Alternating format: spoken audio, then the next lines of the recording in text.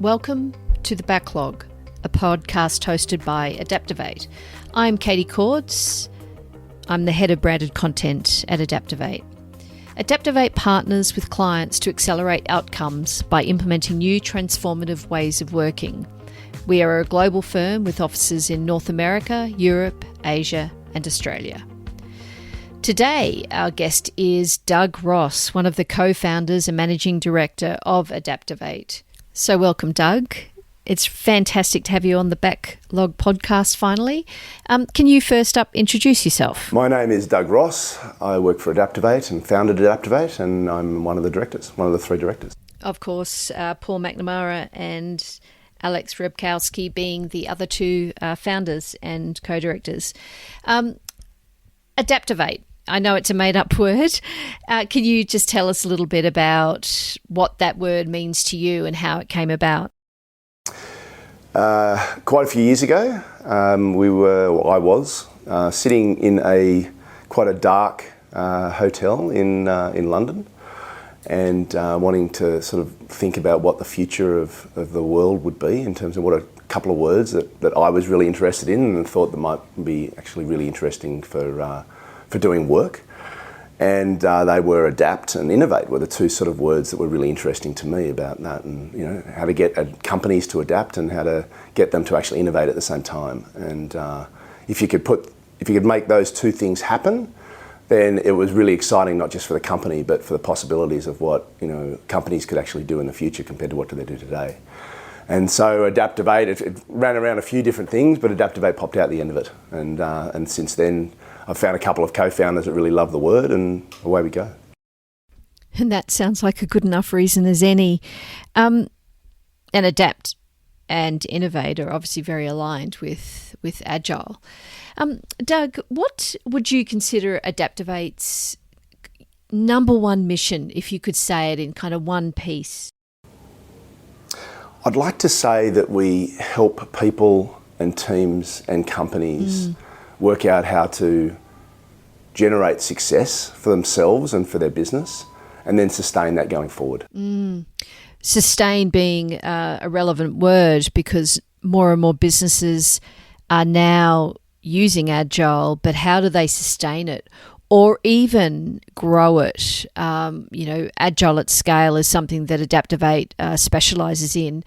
I'd love you to talk a little bit about what's involved in scaling Agile across organisations, and in many cases hundreds, if not thousands, of teams or people. The way that I think about this is, when people ask me this, is imagine getting asked every day when you go to work to change the way you work as an individual and how hard that is. Just to change any habit. And what we're trying to do is then change that habit across hundreds and potentially thousands of people, across different job titles, across different positions, across different functions. It's amazingly difficult. When you're trying to get one person to change, it's one thing. When you're trying to get multiple people to change and completely change the way they interact with each other, the way they communicate, the way they collaborate, it's a task that at a human level is incredibly difficult just to understand the change for a start, and then to form those habits around the behaviours is something that people really want to do. Yeah. And the organisation from the top down needs to continue to drive and sponsor. So what kind of organisations are we talking about? Are you referring to banks, or could you name some? So let's just put it this way. We work with a partner called BCG that generally works with the largest companies in the world, the top 100, in a lot of cases the top 50.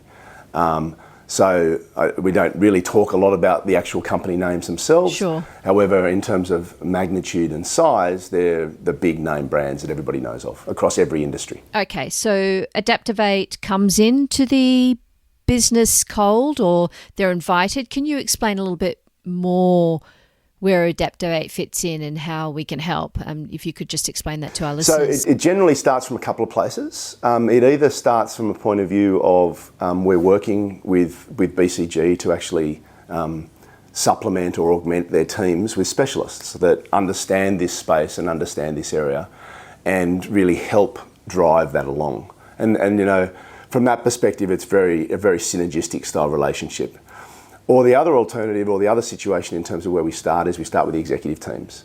And the reason we start there quite often is because without their sponsorship to actually encourage and help their actual teams change, then it's really not going to sustain. And that we talk a lot about sustained success, because without that sustained effort over time, habits and behaviours simply don't change. And human beings fall very quickly back into their old ways of working. And this effort that you've put in to try and make this change, to do things faster, to adapt and innovate, starts to fall away in the same. Sure.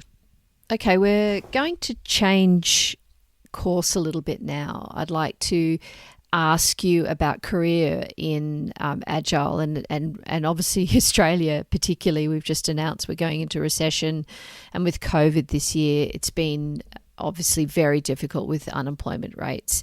So maybe not so relevant at the moment, but when we come out of it, when recovery starts kicking in, Agile is an extraordinary profession from what I can tell.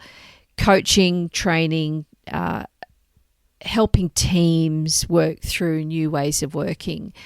Can you explain a little to me how a young person potentially coming out of university or even coming out of high school can consider Agile as a career path? It's a relatively new career path in the scheme of things. Could you speak to that a little bit, please? Make sure you come in with an open mind. A lot of what we do is sort of quite basic human nature sort of stuff, like, prioritization, be willing to work with other people, be willing to collaborate on ideas and not necessarily be the one all the time. But it also goes against a lot of what you're brought up with. Universities and schools don't necessarily work that way. Quite often team sports, doesn't necessarily work that way. And it's a lot about the one. And you need to be able to be the one of a team and want to be somebody that's actually going to make that happen as a team. Sure. And really value that team effort and succeeding as a team as opposed to succeeding as a single person and getting the badge for coming number one.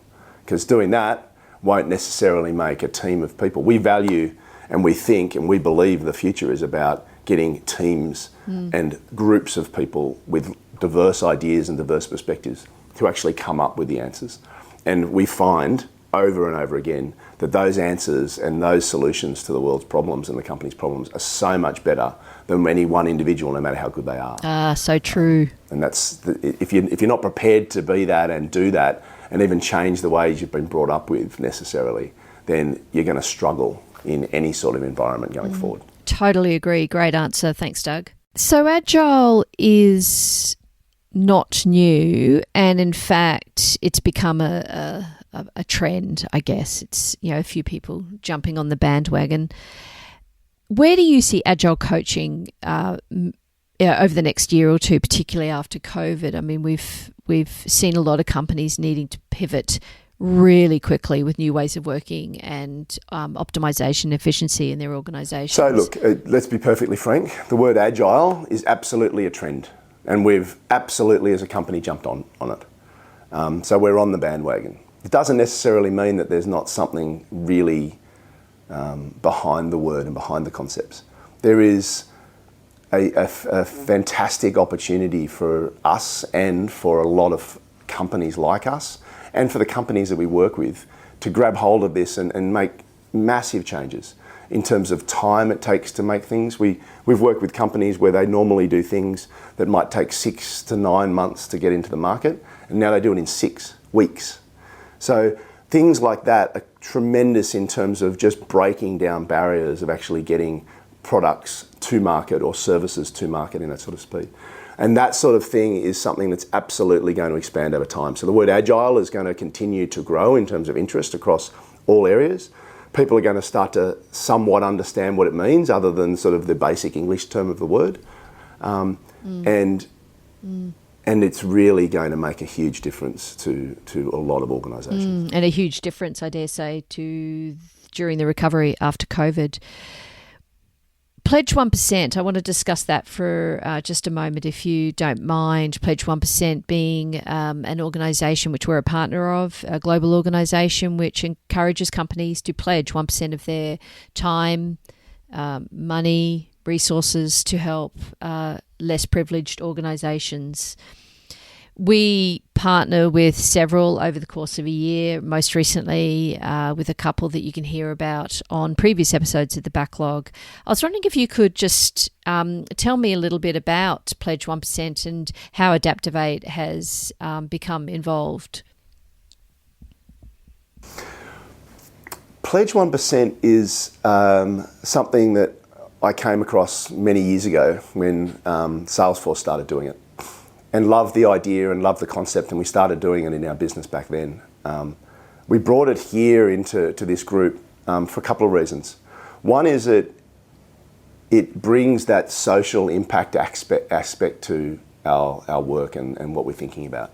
And it's something that's important not just in terms of what our organisation does, but in the way that we actually interact with people. It helps build empathy. It helps people think broader than the context of what we do. Oh, yes. And yeah.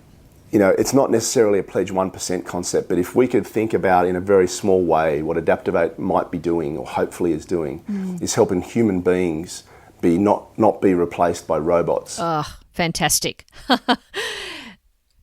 Doug, I wanted to have a chat to you about gender parity in the industry. I'm very, very proud to work for ADAPTOVATE, where we almost have 50% gender equality, male, female, throughout our employees around the world. And I'd like your thoughts on gender parity and what can be done, or how can we improve gender parity in our industry particularly, but more broadly? Sure. A really good thing about how about I talk about this first? Well, where we started was we came across from a point of view of we don't even think about where you're from or what you do or anything. We're really interested about how you think and the diverse issues and problems and the way you think, and bring that to the table. But the way that Agile works, and a lot of the new ways of working that we put in place, mean that the teams that you're working with generally are in a situation where the people, no matter what their level, they start to actually understand that they can work with each other, and they work in teams to actually come up with a common purpose.